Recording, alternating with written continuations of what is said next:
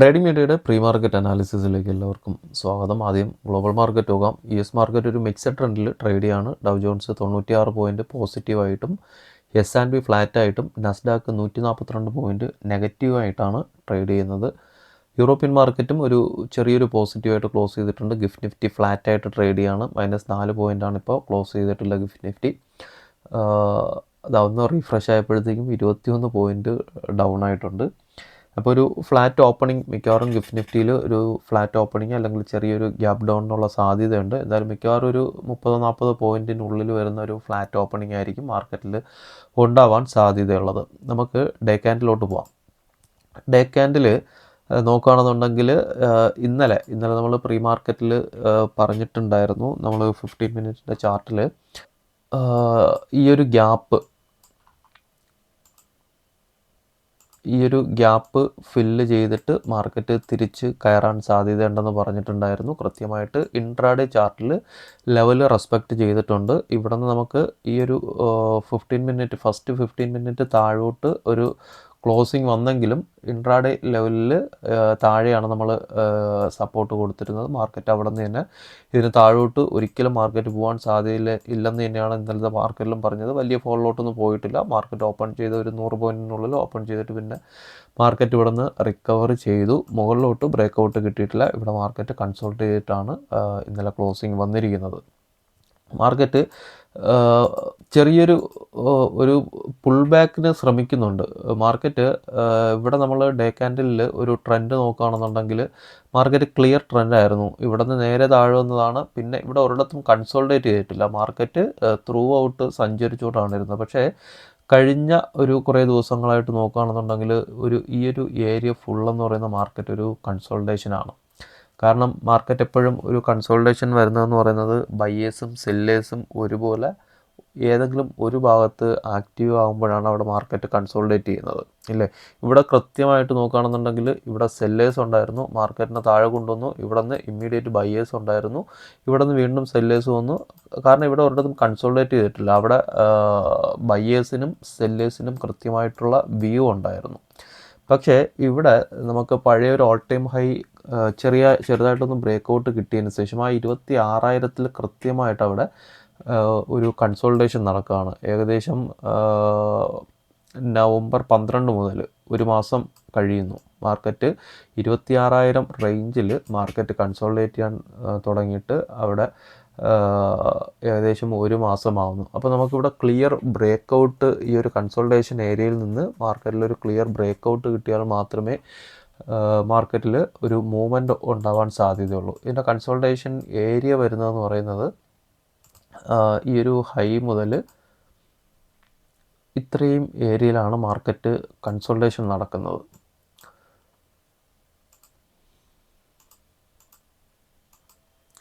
Okay, അപ്പോൾ market ഇവിടെ നിന്ന് ഈ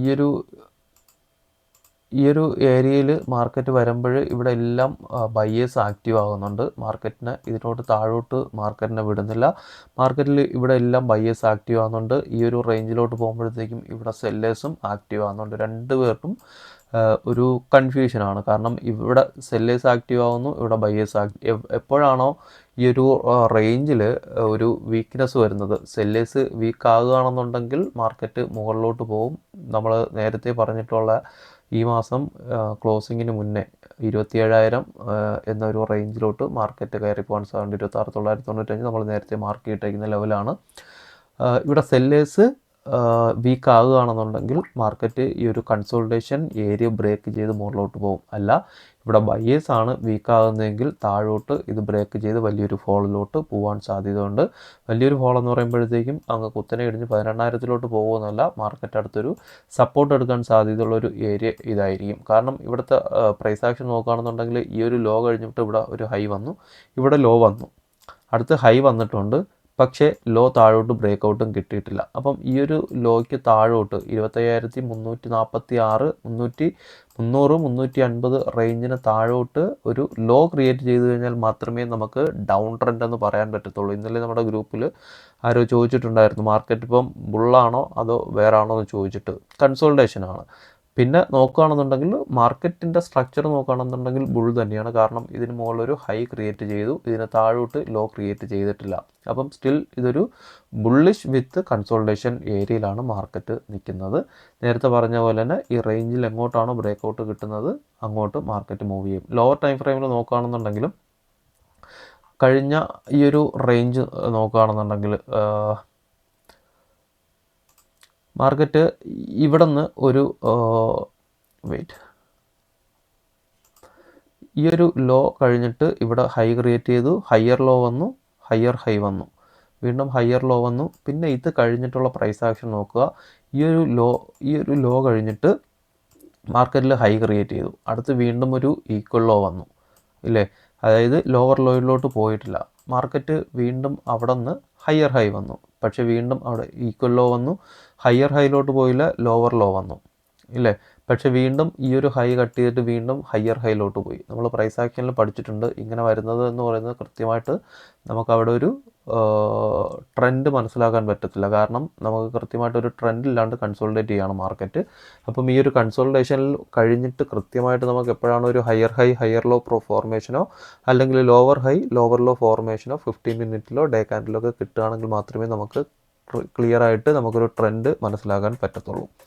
അപ്പം ഇന്നത്തെ ലെവൽസ് എന്ന് പറയുന്നത് 15 മിനിറ്റിൽ ഇന്നലെ തന്നിട്ടുള്ള ലെവൽസ് തന്നെയാണ്. 26,055 മുകളിൽ 15 മിനിറ്റ്. ഇതിനുള്ളിലാണൊരു ഫ്ലാറ്റ് ഓപ്പണിങ് ഒരു ഗ്യാപ്പ് അപ്പ് വരുന്നതെങ്കിൽ മാർക്കറ്റ് ഇമ്മീഡിയറ്റ് ഇവിടെ നിന്നൊരു റിജക്ഷൻ വരാൻ സാധ്യതയുണ്ട്. അപ്പം കൃത്യമായിട്ട് നോക്കുക, 26,055 മുകളിലോട്ട് 15 മിനിറ്റിൽ ഒരു ബ്രേക്കൗട്ട് കിട്ടുകയാണെങ്കിൽ മാത്രമേ മുകളിലോട്ട് എൻട്രി എടുക്കാവൂ. ഇന്ന് എക്സ്പയറി കൂടെയാണ് നിഫ്റ്റിയുടെ. മാർക്കറ്റ് ചിലപ്പോൾ ഇന്നൊരു ഡൗൺ ട്രെൻഡിനോ വീണ്ടും ഒരു കൺസോൾട്ടേഷനോ ഈ ഒരു റേഞ്ചിൽ തന്നെ മാർക്കറ്റ് ഒരു കൺസോൾട്ടേഷനുള്ള സാധ്യതയുണ്ട്. അപ്പം എക്സ്പയറി ഡേയിൽ ഇന്ന് ട്രേഡ് ചെയ്യുന്നവർ നെക്സ്റ്റ് എക്സ്പയറി മാക്സിമം ചെയ്യാൻ വേണ്ടിയിട്ട് ശ്രമിക്കുക. മുകളിലോട്ട് ബ്രേക്കൗട്ട് കിട്ടുകയാണെന്നുണ്ടെങ്കിൽ 26,127 ടാർഗറ്റ് വരുന്നത്. താഴോട്ട് ഇന്നലെ തന്നിട്ടുള്ള ഈ ഒരു ലെവൽ തന്നെയാണ്. ഇത് താഴോട്ട് ബ്രേക്കൗട്ട് കിട്ടുകയാണെങ്കിൽ മാത്രം 25,840 നോക്കുക. ഇതിനുള്ളിലാണെന്നുണ്ടെങ്കിൽ മാർക്കറ്റ് കൺസോൾട്ടേറ്റ് ചെയ്യുകയാണെന്നുണ്ടെങ്കിൽ നമ്മുടെ ഇൻട്രാഡേ ലെവൽസ് കൃത്യമായിട്ട് നോക്കുക. നമുക്ക് ഇൻട്രാഡേ ലെവൽസിലോട്ട് പോകാം. ഇൻട്രാഡേ ലെവൽസ് നോക്കുകയാണെന്നുണ്ടെങ്കിൽ CPR വരുന്നത്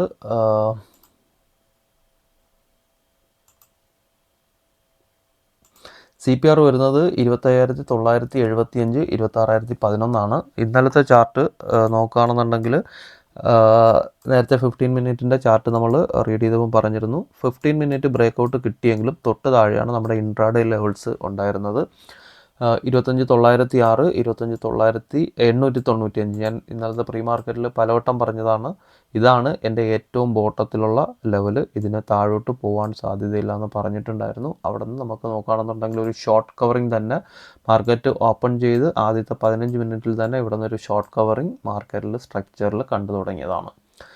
പിന്നെ വന്നിട്ട് CPRൽ മാർക്കറ്റ് കൺസോൾട്ടേറ്റ് ചെയ്തു. അവസാനം ഇവിടെ മാർക്കറ്റിൽ ഇന്ന് എക്സ്പയറി ആയതുകൊണ്ട് തന്നെ ഇന്നലത്തെ ഈ ഒരു കൺസോൾട്ടേഷനിൽ പ്രീമിയം നല്ല രീതിയിൽ മെൽറ്റിംഗ് ഉണ്ടായിരുന്നു. സെയിം ഇന്നും ഈ ഒരു റേഞ്ചിൽ തന്നെ ഒരു കൺസോൾട്ടേഷനുള്ള സാധ്യത വളരെ കൂടുതലാണ്. അപ്പം ട്രേഡ് ചെയ്യുന്നവർ നേരത്തെ പറഞ്ഞതുപോലെ തന്നെ ട്രേഡ് ചെയ്യുന്നവരും കഴിയുന്നതും നെക്സ്റ്റ് എക്സ്പയറിയിലോ അല്ലെങ്കിൽ ഇതിൻ്റെ ലെവൽസ് നോക്കിയിട്ട് സെൻസെക്സിലോ ട്രേഡ് ചെയ്യാൻ നോക്കുക. സെൻസെക്സിലും നിഫ്റ്റിയിലും വരുന്നതെന്ന് പറയുന്നത് സെയിം ക്യാൻഡിൽസും സെയിം മൂവ്മെൻറ്റുമാണ്. അപ്പം നിങ്ങൾക്ക് നിഫ്റ്റിയുടെ ലെവൽസ് വെച്ച് തന്നെ സെൻസെക്സിലും ട്രേഡ് ചെയ്യാൻ പറ്റും. അപ്പം ഇന്ന് CPR വരുന്നത് 25,975, 26,011. കൃത്യമായിട്ട് 26,000-ലാണ് CPR വന്നിരിക്കുന്നത്. 36 പോയിൻറ്റിൻ്റെ CPR ആണ്. ചെറിയൊരു നാരോ CPR എന്ന് തന്നെ പറയാം.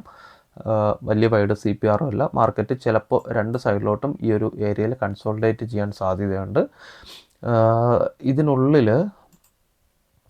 ഇതിനുള്ളിൽ എവിടെയെങ്കിലും ഒരു ഗ്യാപ് ഡൗൺ ആണ് വരുന്നതെങ്കിൽ 25,949, 25,939 മാർക്കറ്റിൽ ഒരു സപ്പോർട്ടിനുള്ള സാധ്യതയുണ്ട്.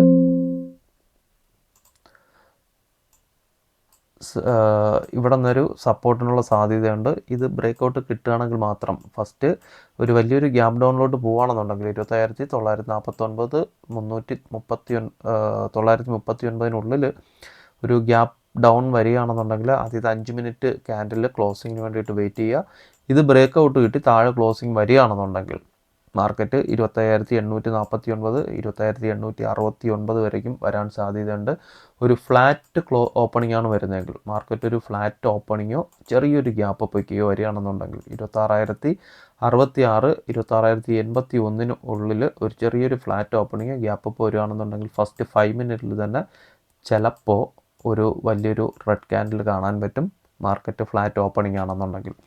അപ്പോൾ ആദ്യത്തെ 5 മിനിറ്റ് ക്യാൻഡിലിൻ്റെ ക്ലോസിങ്ങിന് വേണ്ടിയിട്ട് വെയിറ്റ് ചെയ്യുക. ആദ്യം തന്നെ ഒരു ഞാനിപ്പോൾ പറഞ്ഞില്ലേ ആദ്യത്തെ 5 മിനിറ്റിൽ ചിലപ്പോൾ ഫ്ലാറ്റ് ഓപ്പണിംഗ് വരികയാണെന്നുണ്ടെങ്കിൽ വലിയൊരു റെഡ് ക്യാൻഡിൽ കാണാൻ പറ്റുമെന്ന്. അത് വെച്ചിട്ട് ട്രേഡ് ചെയ്യാതിരിക്കുക. ആദ്യത്തെ ഒരു 5 മിനിറ്റ് വെയിറ്റ് ചെയ്തെന്ന് പറഞ്ഞിട്ട് ഒന്നും സംഭവിക്കാൻ പോകുന്നില്ല, എക്സ്പയറി ആണ്. എങ്കിലും 26,066 81 റേഞ്ചിൽ മാർക്കറ്റിൽ ഒരു ഓപ്പണിംഗ് വരികയാണെന്നുണ്ടെങ്കിൽ 99% മാർക്കറ്റിൻ്റെ ആദ്യത്തെ 5 മിനിറ്റിൽ തന്നെ ഒരു റെഡ് ക്യാൻഡിൽ കാണാനുള്ള സാധ്യതയുണ്ട്. അപ്പം ഇത്രയൊക്കെ ഉള്ളൂ. ബാക്കി അപ്ഡേഷൻസ് ലൈവ് മാർക്കറ്റിൽ നമ്മുടെ വാട്സപ്പ് ഗ്രൂപ്പിൽ ഉണ്ടാകും. ലിങ്ക് താഴെ ഡിസ്ക്രിപ്ഷൻ ബോക്സിലുണ്ട്. താല്പര്യമുള്ളവർ ജോയിൻ ചെയ്യുക.